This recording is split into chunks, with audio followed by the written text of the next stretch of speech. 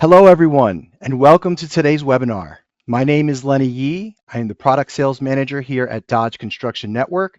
I'm excited to be with you today, and we're thrilled you've taken the time to join us. Today's session offers subcontractors a rare behind-the-scenes look at how general contractors think, evaluate, and select partners. We're honored to be joined by our guest panelists, Travis Hayes and Dalton Quesinberry of Hayco Construction, LLC, a trusted commercial construction company known for excellence across the entire Southeast. Hayco specializes in projects across a wide range of sectors, from industrial and institutional to retail, aviation, healthcare, and mixed-use developments. As a design-build firm, Hayco builds its reputation on long-lasting relationships with clients, design professionals, staff, and subcontractors. Whether leading major renovations like the transformation of over 15,000 square feet at Appalachian State University, or delivering tailored commercial spaces, Hayco brings reliability, quality, and partnership to every job. This isn't theory. You're going to see exactly how a real GC thinks, what drives their choices, and how you can position yourself to win more of the right work. And with that, I'll hand it over to our wonderful regional sales director for the area, Natasha Alexander. Thanks, Lenny. Good afternoon, everyone. I'd love to welcome Dalton and Travis to the interview. Thanks, guys. You have been a longtime partner of ours, and so we greatly appreciate you taking some time with us today to really give some highlights about what you guys are thinking about when you're deciding to build relationships with new subcontractors. So to kick us off, first question. When you guys are typically considering new subcontractors, what type of evaluation process are you using before making that first call or before deciding who gets the awarded letter? Travis, do you want to jump in? You want me to start, or? Go ahead, Dalton. Well, for me personally, it really just depends on market and availability with the sub. And most of the time with stuff that we see, if it's a local project, that local sub is a big factor, because the other people are having to put travel, and it's kind of out of their way. And if we need something at a job site within an hour or two, they can be there. So that's kind of the first thing we kind of qualify.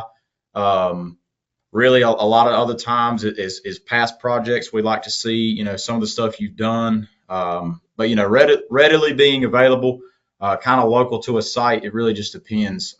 That's kind of the first step in the process with me. Okay. Anything to add, Travis? No, not really. You just got to, just like anything else, you got to develop relationships with subcontractors. And you got to start somewhere. So I think we've talked about this before. Starting a new sub on a smaller project is the best way to do it. And I think that's fair. Just testing someone out. It's almost like a dating game when you're initially building those initial relationships there. It's give someone a try and see how it works out. So the second question, I know personally we've worked really closely together to help you guys build some subcontractor relationships across the Southeast as you guys have continued to grow year after year. Tell me how important an online presence is. So let's say when we give you guys some names of new contractors to reach out to, what's the importance? What are you looking for specifically online, as well as using the Blue Books ProView to do some qualification? I think a presence online is the biggest thing. Nobody really, a lot of it's word of mouth, but the first thing that I do if I don't have a sub or I don't have somebody in an area is Google. And the first one that pops up is most time I'm going to get a call.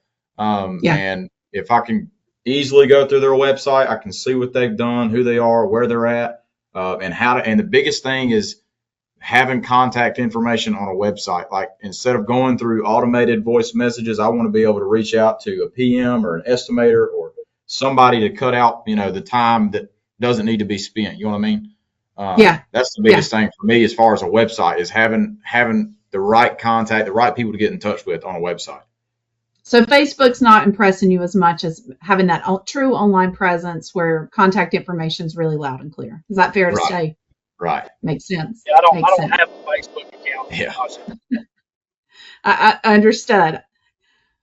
So in your experience, guys, what's the most common reason that you guys decide to pass over a sub, even if they were qualified? So I hear geography plays a big part of it, but outside of geos, what would make you think not a good fit for partner at Hayco? I guess some of it really depends on if what some of the work they've done in the past is relevant to what the project we're trying to do at the time is would be a reason. Obviously, budgeting can be a reason. There's plenty of reasons. Just like some owners don't decide to use us for whatever reason. It could be word of mouth, reviews, or whatever it may be. It just really depends. I mean, passing them up really just differs with each job, but the main thing of it is how relevant and budgeting if it lines up with the sub and the project we're trying to get them on. So, like for example, just the project, Tasha, if they got the capability to do the job, they may be too small, they may be too big. Yeah. So if I'm a subcontractor, let's say, and I know you guys have done a lot of university work, mixed use, aviation. If I don't have any aviation experience, is it fair to say that I may not be taken as seriously if I submit a bid? If my experience comes in, let's say grocery stores and C stores, and I want to win your job on the aviation, that would it be fair that my bid may not be taken seriously? I don't think it's not that it's not necessarily being taken seriously. It's just, we're obviously before we award any sub, it's a matter of reading through scopes, making sure they're covered, making sure they know they're covered. Because it's the same way with us. We may not have experience in a certain field, but somebody lets us do it because we've got everything written out and scoped out to where it makes sense. It looks like we can do it. So it's not that we don't take them serious. It's just a matter of if they have themselves covered, if they know what the job entices, then that's really what it boils down to. All right. So next question, guys. Using Dodge, I know you guys have had a long time relationship with us over here. How do you feel that the Blue Book product specifically, as well as the support that Dodge is now able to give you guys, is helping you streamline and improve communication with subs?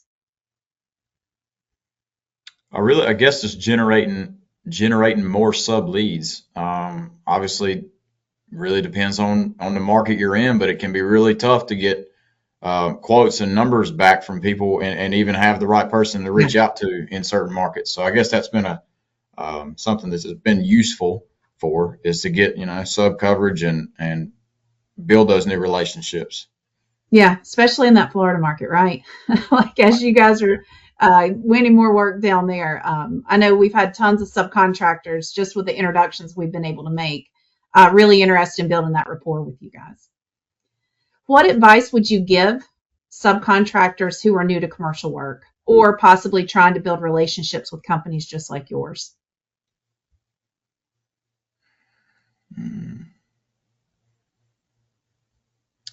Be able to answer the phone, and if you don't know an answer, I'm the same way. If I don't know an answer, I'm going to go find the person who will. You know what I mean? Like, be readily available. Just make sure you're on top of if you're turning in a number, make sure you're on top of the scope, what you need to do, and what I want you to know what you need to do, rather than me having to go back every single time and having to double check. You know what I mean? I guess advice to new is just be readily available, because that's the name of the game is communication. So big time. I hear that a lot. Yep. And the last question for you guys today: how does the Dodge tools such as One Team or even the profile that we call ProView help you guys make more informed decisions or work with subs that are better fitting for Hayco? Well, they've already been through a vetting process, so it takes that somewhat of a vetting process. They wouldn't be showing up. Yeah. But yeah, it is. it gets us to the right vision or what we're looking for. Yeah, Cuts we're out definitely. guesswork. Yeah, for those on the call today, we've worked with Hayco Construction since 2017.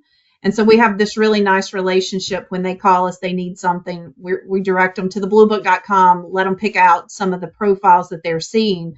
And then we make those additional calls to help build that relationship. So Travis, you're spot on. We do a lot of vetting. We do our best to make sure that our customers' profiles align with exactly what you guys are looking for.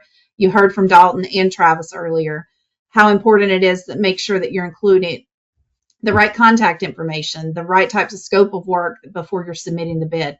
And so Dodge Construction Network does provide tools that help that side of the house, making you guys as subcontractors easily accessible and allowing GCs like Hayco to find your information, get you qualified, and then certainly get connected to you quickly. Well, guys, it's always a pleasure. I certainly appreciate you taking some time out of your busy days. Thank you for the partnership, and we'll turn it back over to you, Lenny. All right. Thank you, Natasha. And thank you to our guest panelists, Travis Hayes and Dalton Quesinberry from Hayco, for those valuable insights into the GC perspective. Now I want to show you the other side of the equation, the process itself. I'll hand it over to Jennifer Bramer from our Pro Services team. Jennifer will walk you through the different ways general contractors send out invitations to bid and how subcontractors like you can stay in front of those opportunities. This part of the session will give you a clear picture of what an ITB looks like, how they're sent, and how you can make sure you never miss a chance to compete. Over to you, Jennifer. Thanks, Lenny. Hello, everybody. Happy to be joining you today. So I'm just going to share my screen so that you can kind of see some of these tools and things that the GCs are utilizing to send out invitations to bid. We know these are high valued. These are oftentimes private projects, things that maybe no one else has access to. So we want to try to help our GCs get as many of them into the network as we can. What you're looking at now is our One Team bid management platform. This is our official bid management tool. It allows us to create a private platform for each individual GC. That way, when you are receiving your bid invitations, it's going to reflect that contractor's information right at the top, front and center, including the person who is sending you out the bid invitation. So this is the best way for them to get you out that request. When you do receive a bid invite, this is what it's going to look like. It's going to have all the information that you need, again, including the general contractor's info, showing you where it is coming from right in the info line right at the top. The sender line, you're going to have all their information, and you're going to have some buttons to click on throughout here. So if you want access to more details than the basics that are provided here, you will be able to access those project details and, most importantly, the files. We know everyone wants to get their hands on the plans as quickly as possible. You're also going to be able to engage with that general contractor and let them know, and this is kind of a best practice, letting them know what your intentions are. Are you bidding? Is this not for you? Or is this a maybe? You need to take a look at it. So we do encourage them to provide as much information as they can so that you can make that quick decision. But sometimes, obviously, it takes a little bit more thought process, right? But this is kind of set up to give you guys as much information as you can possibly gain right off the bat. Another option that they do have, well, technically a couple of options, they will also be able to utilize some concierge options here. Let me make sure this is sharing correctly.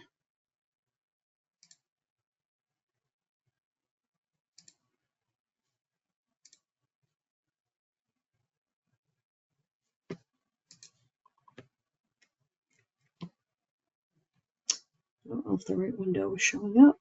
Give me a moment.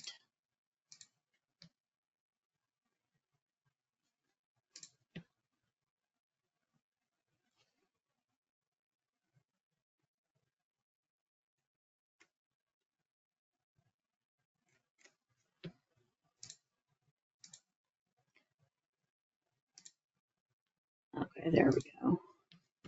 Okay, we are back. So this is the option for a general contractor to send out a bid invitation request via Dodge's Dodge 2.0 website. So they can, from here, go to the My Projects tab and click Send ITB. When they click on this, it's going to open a page that basically redirects them to a Blue Book tool. We call it Search and Send or Send a Bid Invitation. It's going to allow them to fill in the basics and get you out the basic information that you need. So it's a little bit less robust than utilizing the One Team platform. But again, they can give us the basics, and then our pro services team has the opportunity to reach out to them and make sure that they've got everything that they need provided for you, the subcontractor. This same tool essentially exists on the bluebook.com. So when you go over to the bluebook.com, what a lot of people see right off the bat is this keyword search, right? But if they want something more formal, they want to send an invitation to bid and maybe they don't know about One Team or they're not using it, they can click on this Send ITB button. And from here, they will be able to do the same exact thing as that other tab that we were just in. It's the same information. It goes to the same place.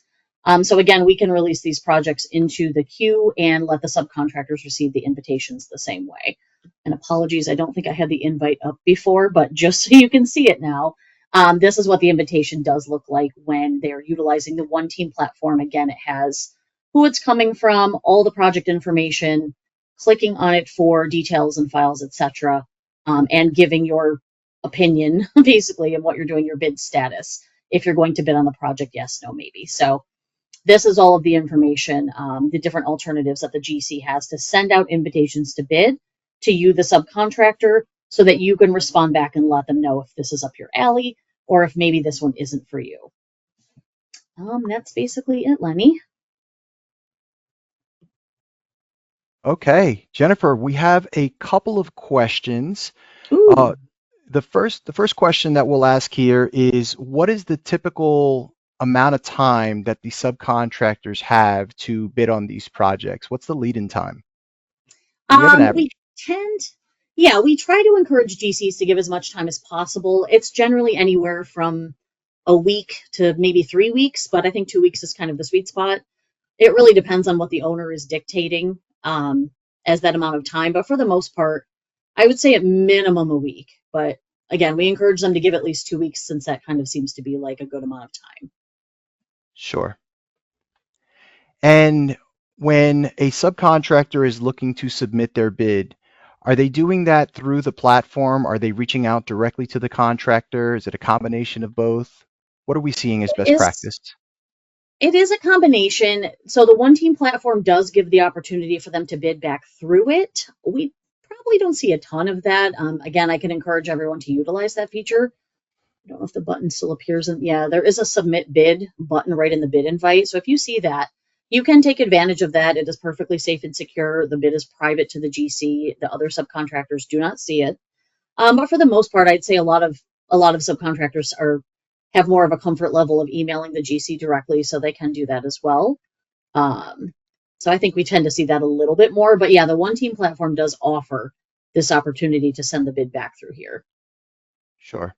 So it sounds like from the answer there that it could be best practice to both submit their bid through the One Team platform as well as reaching out to the general contractors directly. Yeah, absolutely. When you do this, I do believe on the subcontractor end, they get a little notification within the project information in their side of the portal, because they don't have to have a One Team domain the way that the GC does. It's all project specific and unique to that particular project from that GC. They do get like a little confirmation timestamp on their end that they did submit their bid through here. But yeah, if you're ever concerned, it cannot hurt to email it to them directly as well. Okay. Another question that we have here is the benefits behind using One Team versus the search and send. So is there a particular reason why a general contractor would use one or the other? Yeah, so One Team is more for the contractors that want to be a little bit more hands-on. Most of them are logging directly into this platform. They do get their own little private portal to reflect that it is them working in here and sending everything out. There's a lot more capability to this platform. This allows them to upload their plans directly, whereas with the search and send, all they can really do is include like a plan link. there's not really an upload button in here. So they can really just put like a Dropbox link or say, reach out to me for the plans. And then we can do that. We do that sometimes, but one team is a bit more robust. It's going to give them, a little bit more functionality. They have access to reporting features. So any GC that wants a little bit more and they're willing to take the time to go in and utilize this, you're going to see that a lot more. The search engine is a little bit more either people that aren't aware this exists, or people that just are like, okay, I just want to send requests out and I want them to come to me and I don't need to do anything else in between. Sure. So we could boil that down to ease of use versus additional functionality between the two. Yeah. Yep. Okay. Jennifer, I know you work with a lot of our general contractors that are contributing projects into our network here.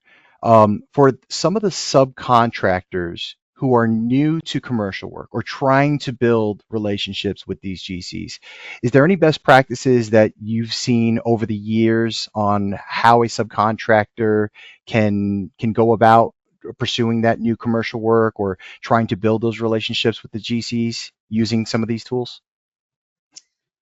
It's just responsiveness. The number one thing we hear from our general contractors is that they don't get enough bid responses. They don't get enough responses with interest. So that's the biggest thing, is reaching out right away. As soon as you're looking at it, even if it's something that's not up your alley this time, maybe you don't bid on a 7-Eleven, you're more interested in apartment buildings or something like that. You can always reach out and say, hey, do you do any other types of commercial work? We're really trying to break in, like, let us know if you have something else that would be more in our wheelhouse. So that's the biggest thing, is the communication aspect of it, because you're always going to have that GC's phone number. You can always give them a call and just try and get a little bit more information. But that's the biggest thing, is the communication and the engagement with the general contractor. They are always, always, always looking for more of that. So that would be my advice on that, is if you're trying to break in, definitely make them aware that you want to get on their radar for any future work.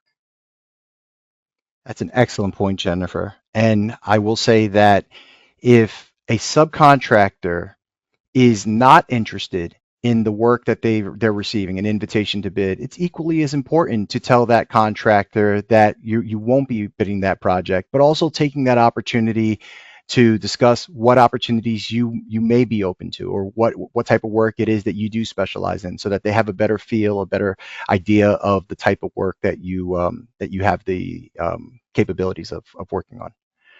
Oh, absolutely. Yeah. Okay. Well, thank you, Jennifer.